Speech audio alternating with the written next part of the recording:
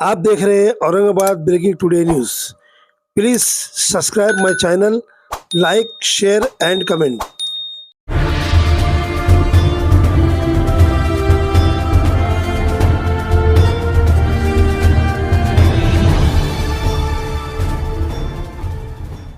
पत्रकार भाइयों का, यूट्यूब के भाई बहनों का, इलेक्ट्रॉनिक मीडिया के जिम्मेदारों का आपका इस्तेमाल करता हूं। मैं आपको पहले हमारे साथ जो बड़ी बड़ी शख्सियतें बैठी हैं, फोन बंद को, शख्सियतें बैठी हैं या उसको साइंस पे डाल दो, उनका तारुफ कराता हूं। मैं आज हमारे पास जो सबसे अहम शख्सियत है वो है देहरी प्रदेश के MIM के माजी अध्यक्ष, यूथ विंग के जनाब नसीम सिद्दीकी साहब, जो मेरे सीधे जानी बैठे हैं। दूसरी जानी मानी शख्सियत जो नगर सेवक भी हैं, उनके भाई हबीब कुरैशी नगर सेवक हैं, उनकी वालिदा भी हैं, हमारे दोस्त, हमारे भाई करीम कुरैशी साहब। उसके साथ हमारे पार्टी के महाराष्ट्र के जनरल सेक्रेटरी अब्दुल रऊफ साहब हैं, शहर सदर फैसल खान साहब हैं।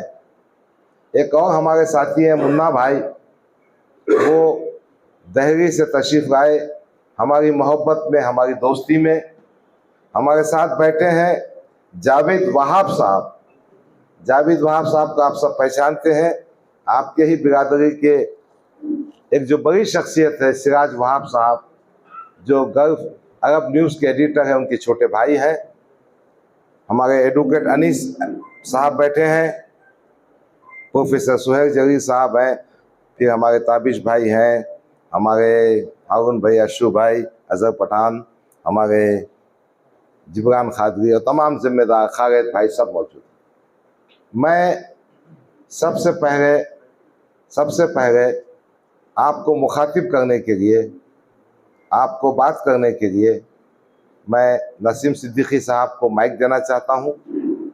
नसीम सिद्दीकी साहब अपनी बात रखेंगे और एक बात फिर मैं आप तमाम का शुक्रिया अदा करते हुए इस प्रेस कॉन्फ्रेंस का आगाज़ करता हूं। मैं माइक पहले नसीम सिद्दीकी साहब, जो मजलिस इत्तेहाद मुस्लिमीन के देहरी प्रदेश के यूथ के साबिक अध्यक्ष हैं, उनको माइक दे रहा हूँ। और मुझे यकीन है अगर मैं जो सच बोलूंगा, अगर मेरी जुबान पे सच्चाई होगी, तो औरंगाबाद इस बात को समझेगी कि ये लड़ाई गफ्फार कादरी या MIM के बीच में नहीं है, ये समाजवादी या MIM के बीच में नहीं है। ये लड़ाई इंसाफ और नाइंसाफी की लड़ाई है और आवाम को इंसाफ देना पड़ेगा। जिसका हक है उसको देना पड़ेगा। आप किसी का हक ऐसे नहीं छीन सकते।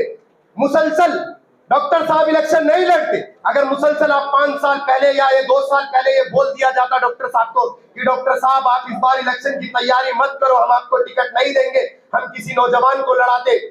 और मैं कहता हूं कि अगर कुर्बानी देनी थी, मैं शायद तब भी यहां पर खड़ा नहीं रहता। समीर साजिद बिल्डर साहब, उन्होंने भी मुसलसल 10 साल मेहनत करी, मैं उनके काम को देख रहा हूं। अगर इम्तियाज जलील साहब को इतनी ही फिक्र थी तो वो भी कुर्बानी देते, उनका भी हक बनता है, वो उनको टिकट दे देते, तो भी मैं समझता कि इम्तियाज जलील साहब के अंदर सियासत की कुर्बानी देने का जज्बा है। लेकिन नहीं, समीर भाई को भी लॉलीपॉप दे दिया। अब वो क्या करते बेचारे। मैं समीर की इज्जत करता, मैं समीर को समझता। समीर भाई को भी समझना चाहिए ये जो नाइंसाफी आपके साथ हुई है। इम्तियाज जलील साहब स्टेट के प्रेसिडेंट हैं, उनको पता है और आपको तो मालूम है। आप मीडिया वाले हो, मीडिया वाले को मालूम होता है कब किसकी TRP बढ़ानी, कब किसकी TRP गिरानी। तो इम्तियाज साहब तो बाकायदा मीडिया में काम कर चुके हैं और उनको मालूम है कि मुझे कब अपनी TRP बढ़ानी है, कब दूसरों की TRP को गिराना है। तो अल्हम्दुलिल्लाह मैं औरंगाबाद में इस बार आपकी TRP को गिरा कर जाऊंगा। आपने मुझे मजलिस में कमजोर किया है, मैं आपकी सच्चाई पूरे आवाम को बता कर जाऊंगा और यकीनन आवाम मेरी बात को समझेगी। मेरा मकसद सिर्फ जलील विरुद्ध म्हणजे जलील अरे कौन जलील यार, क्या बात कर रहे तुम? अरे वो इम्तियाज जलील, वो मांडवी पे नाही माझा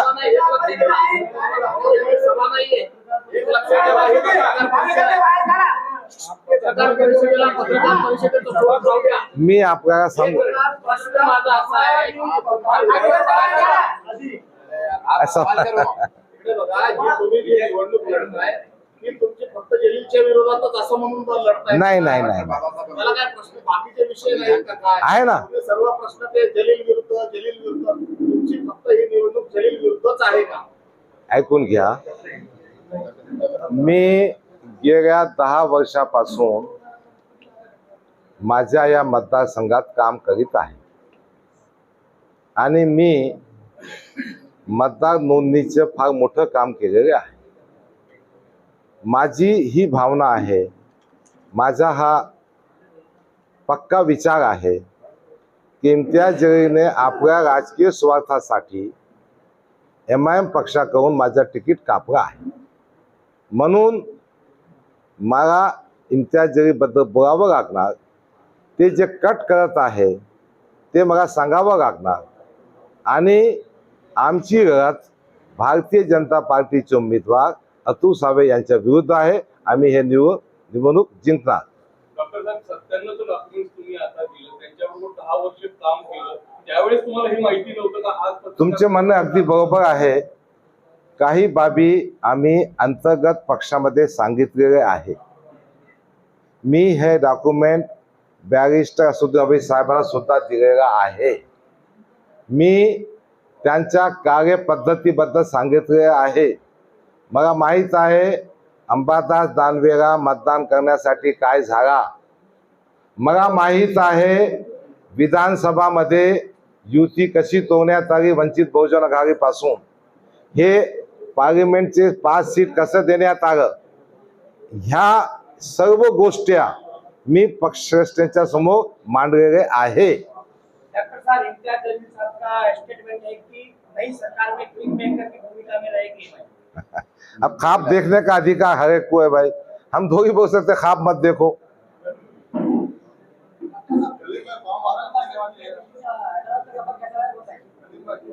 नहीं, क्या बोले, समझा नहीं, कौन सा सफर दिया? इम्तियाज जलील के दबाव में ब्लैकमेलिंग में आ गए। फिर मैंने अबू आसिम साहब से बात की, अबू आसिम साहब ने गले लगाया, मदद की। वैसे भी समाजवादी पार्टी इंडिया की तीसरी बड़ी पार्टी है, उनके पास 45 खासदार है, 125 MLA है, और भारतीय जनता पार्टी 1 नंबर की पार्टी है, कांग्रेस पार्टी नंबर 2 की है, समाजवादी पार्टी नंबर 3 की है। अबू आसिम भाई से मेरे पुराने रिश्ते हैं, ताल्लुकात है, अच्छा इंसान है, उन्होंने मुझे ये भी फॉर्म दिया। अब इसका जवाब देना तो मुश्किल है, बैकग्राउंड।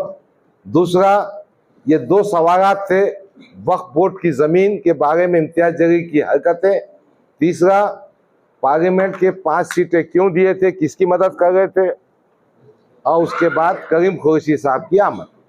अब आपको जो सवाल पूछना है एक एक से पूछिए, क्यों नहीं है ऐसा? हमारे पास मुस्लिम की बात चल रही नहीं नहीं नहीं नहीं, देखिए देखिए देखिए देखिए, नहीं नहीं, सुनो सुनो सुनो, देखिए अभी कुछ जो क्लासेस है हमारे समाजवादी पार्टी के, जो बहुत से MP है, हम उनको बुला रहे हैं। MIM में जब मैं था, दूसरे समाजों के पास जाने में थोड़ा मुझे दिक्कत होती थी, मगर अब मैं समाजवादी पार्टी में हूँ, मैं हर आदमी के पास जा सकता हूँ और वो भी मुझे एक्सेप्ट करते हैं। MIM में जिनसे पर्सनल रिलेशन थे वो ज़्यादा एक्सेप्ट करते थे, जिससे पर्सनल रिलेशन नहीं थे वो एक्सेप्ट नहीं करते थे। समाजवादी पार्टी के पास तकरीबन 37 MP है, उसमें से कई OBC भी है, हिंदू भी है, ब्राह्मण भी है। वो सब आएंगे, हम उनके माध्यम से उस बेल्ट पे पहुंचेंगे। और दूसरी बात ऐसी है, अभी 1, 2, 3 दीपावली की छुट्टियां थे, दीपावली का मौसम चल रहा था, हिंदू भाई दिवाली मना रहे थे, हम उनके पास इंशाल्लाह कल परसों से पहुंचेंगे।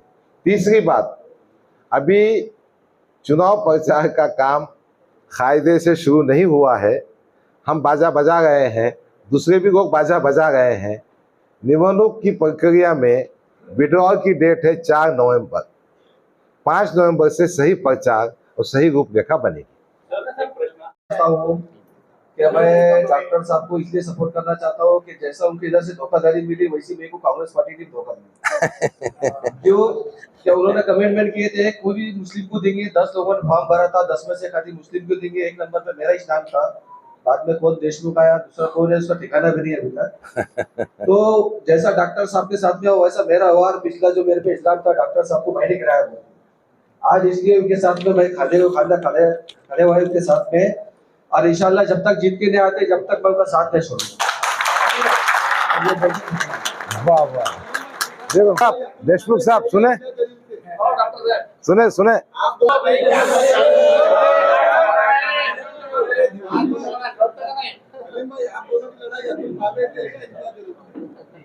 अतुल साहब हमारे सिर्फ एक ही से भाजपा से सीट चुन के आना हमको बस। अभी समझदारी इसी में है कि डॉक्टर साहब तो चुन के आ रहे हैं। हमारा ये बोलना आ रहा है इम्तियाज जलील साहब से कि कल का आखिरी दिन है उनके पास में, उन्होंने भी बड़ा डील करना चाहिए और डॉक्टर साहब को सपोर्ट करना चाहिए।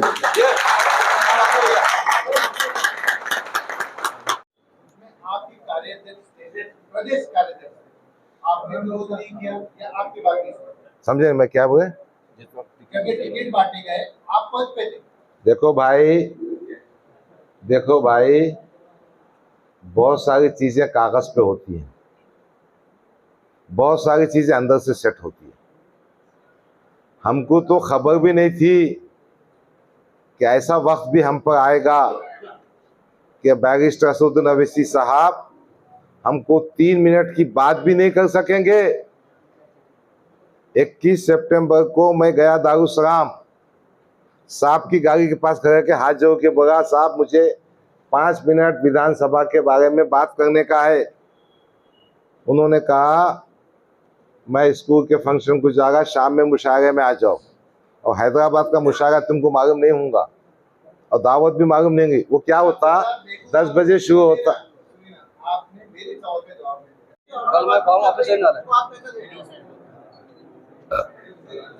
क्या बोलेगी? कटेंगे तो कटेंगे की राजनीति औरंगाबाद में चल रही है, उसको आप कैसे देंगे? देखो भाई, ये कौन बोला बटेंगे तो कटेंगे? एक नारा चल रहा है विश्व हिंदू परिषद की तरफ से नारा। देखो, नारे देने वाले का जो उद्देश्य है ना, वो बोला मैं हिंदू वोट को कंसोलिडेट करना चाहता हूं। मेरा उसके आगे जाके कहना है हम सबको संगठित होना है इन सांप्रदायिक ताकतों के खिलाफ में। हम सबको संगठित होना है अपने हुकूक के वास्ते। हम सबको संगठित होना है आरएसएस और बीजेपी की विचारधारा खत्म करने।